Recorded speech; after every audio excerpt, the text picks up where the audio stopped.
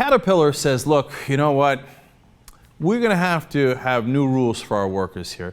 And, you got to understand, we went through a great recession, and sometimes, you got to buckle your belt together. Otherwise, jobs can get outsourced and industries can go down. Look at what happened to the steel industry in this country. And Caterpillar is a very important, company in America.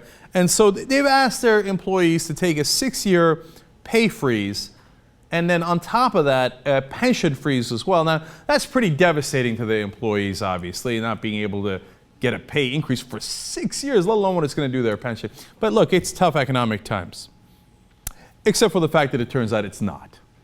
You want to know how much Caterpillar made last year? Not in revenue, in profit. $4.9 billion. $4.9 billion.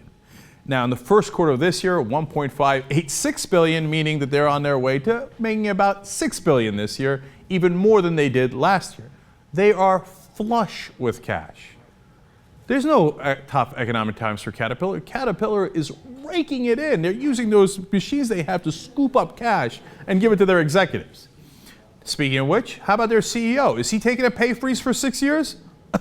That's a good one. He's a CEO. They don't take pay freezes, they take pay increases. What was his increase over the last year? 60%. And now he's making $17 million. So $17 million for the CEO, but honestly, I can understand that because they make so much money. $5 billion in profit, that's gigantic, right? Now, it's one thing to give your CEO $17 million and a 60% pay increase in a year. It's another thing to do that, then turn around and say, no. I'm going to take even more money out of my workers who are responsible for this and give it to the CEOs, the executives, et cetera, et cetera. There's no need for a 6-year pay freeze.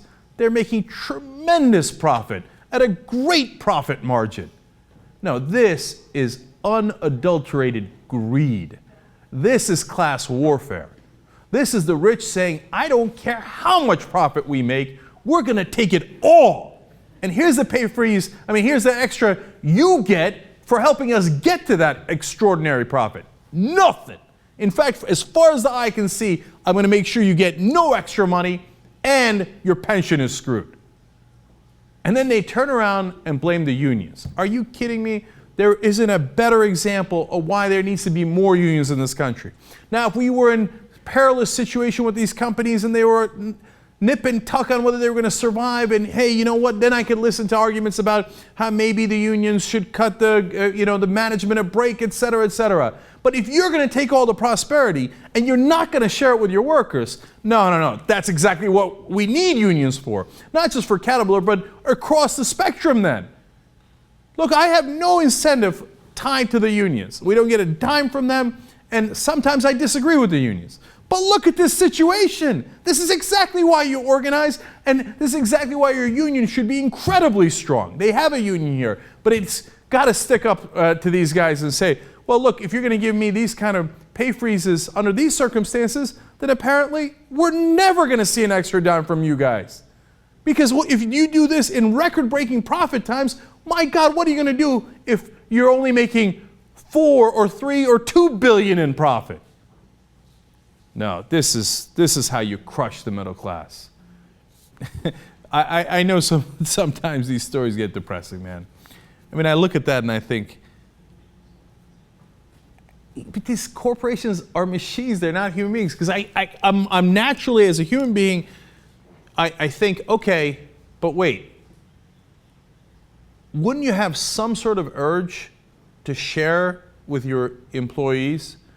I'm not saying you got to share the whole thing. If you're founder of the company or the CEO gets more, of course he does. Everybody gets that, right? But here, their instinct is the exact opposite. Why? Because they're not humans, they're machines. And a machine says, I have to make every last nickel, okay? So if that means that even when I am flush with money, I'm going to crush my employees and make sure they don't get a pay increase for 6 long years. So, who cares? I'm making an extra nickel. The machine says, make the extra nickel. So, it's fascinating.